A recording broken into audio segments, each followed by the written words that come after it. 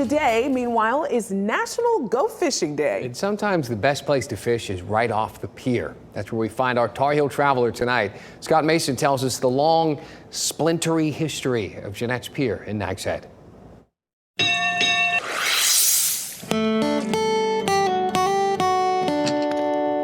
1,000 feet out into the ocean.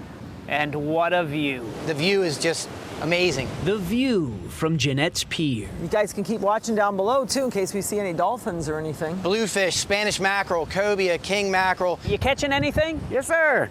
Catching a few spots. More than a few. How many have you caught today? Probably 100. 100? About 100. You got one now? Yep. There he comes.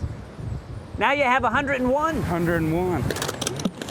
Oh, it's fantastic fishing. And in many ways, a fantastic fishing pier. The substructure of the fishing pier is built like a bridge.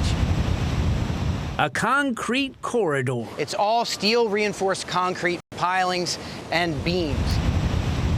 On top of that, though, is North Carolina yellow pine, and that's something that we didn't want to lose when we built this new pier. That historic look. It was all made of wood. The original pier, established 1939. And he would stand out in the mornings and watch the fishermen's tie off to the old wreck. Her great-granddad, Warren Jennette, an old shipwreck out there back in the 1920s. And some very enterprising fishermen realized if they paddled out there on their rowboats, that they could catch much larger fish offshore than they could from the beach. It gave Warren Jennette an idea. William S. Jennette Sr., preferably known as Bill. Bill Jennette, Warren's son, propelled the idea onward. He thought, perfect place. To build a pier. Believe it or not, it was built in under 2 months. And within 4 years, the shipworm completely ate through the structure and it collapsed into the ocean. The original pier. That's when it became infested with the worms. Gone. Though they couldn't rebuild until after World War II was over. That's the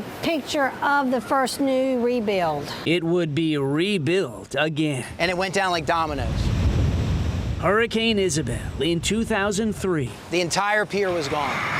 And today, this pier is built to last 100 years. You see people enjoying the Outer Banks in the summertime. The beaches are full, people are surfing and fishing. I grew up fishing down here. Main place I come to when I come to Nags Head. Yeah, we don't have salt water in Ohio, do we? If we lived down here, you guys could learn to surf. Look how rough the waves are now. And look at the pier. It doesn't sway as much as the other one. Yeah, the other one's Seems more sturdy. Sturdy and secure. And it has secured its place in the history of the Outer Banks. And it's just an historical monument here today. And of the 200,000 people who visit Jennette's Pier each year, about a third of them go fishing.